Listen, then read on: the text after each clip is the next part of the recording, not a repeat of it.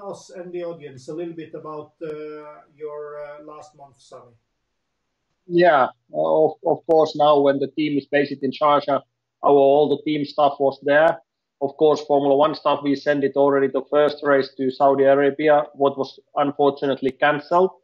And then I went back to Sharjah to repair the Formula 2 stuff.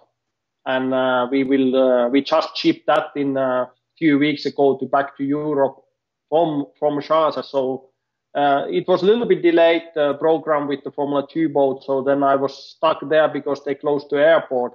I couldn't manage to find a flight in the last day flight. So, and we had some work there to do, but of course, slowly they start to closing the countries down, like in the Europe and everywhere, and start to be carefully with the virus. So then in the end, we was quite, finally there was the one evacuation flight, what was organized by Finnish embassy and Finnair together. And when they opened the airport for those flights, then I was managed to get the ticket from that flight and get safely to Finland. But the last, how many days were you actually locked down in total isolation in the small hotel room there? It was more than a week, wasn't it?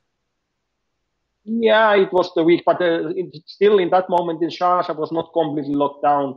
Only in the evening, after the 6 o'clock in the evening till the 6 o'clock in the morning, you couldn't go out. And then you should avoid going out there. But you was able to do some walks and there, but with the distance, wearing the mask.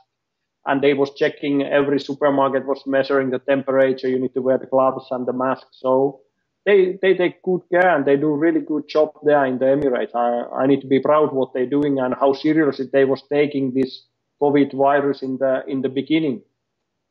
Because you and I, we were both actually making jokes and was not so happy when the whole thing started. But that quickly changed when we realized that the whole situation was gonna affect the whole world, basically. You know?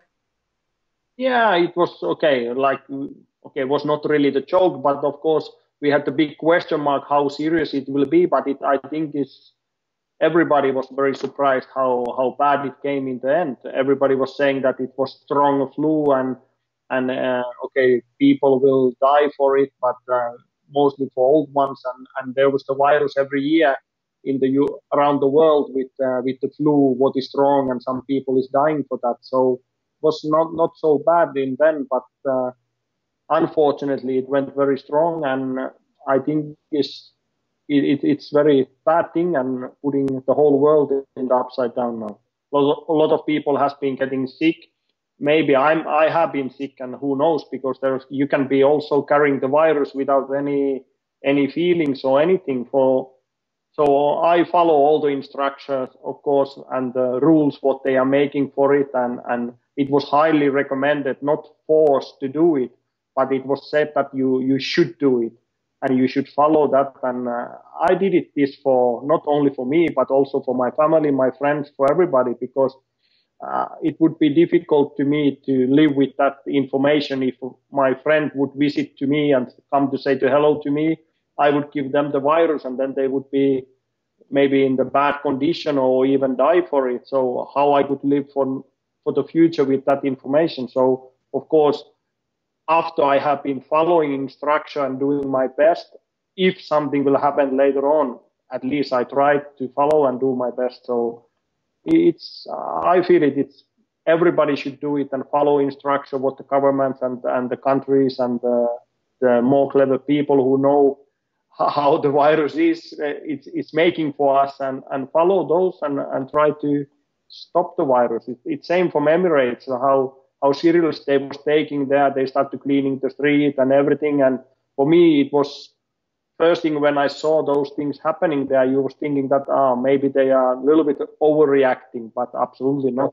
They was doing absolutely right things, and everybody should follow those countries. They are good examples how they should try to control the virus. Last Friday, I saw there was like a pizza at your door, and a photo, you catch the kids standing at the end of the road, waving to you, Yeah, that was one of the hard moments. Of course, now with technology, you can call them and talk with them all the time, but it's the kids, funnily, it's quite amazing. They don't like to talk so much in the phone. They like don't have time. yeah, they want to play the games and do all the funny things, but just the normal talking in the phone, they really don't like to do it so much. Even with me, I don't know why. Because But you have time. yeah, but it's for sure. In Friday they make some gift for me, and we always try to keep it on our families. The Fridays, the pizza Friday is like a habit for the family. So they did the nice thing. They was bringing me the pizza behind the door and just waving for me and say hello, all the good, and waiting for me to be home. But honestly, it was very emotional I can imagine. moment, and it was quite quiet here to eat the pizza alone. Then they just left there, so it was not nice.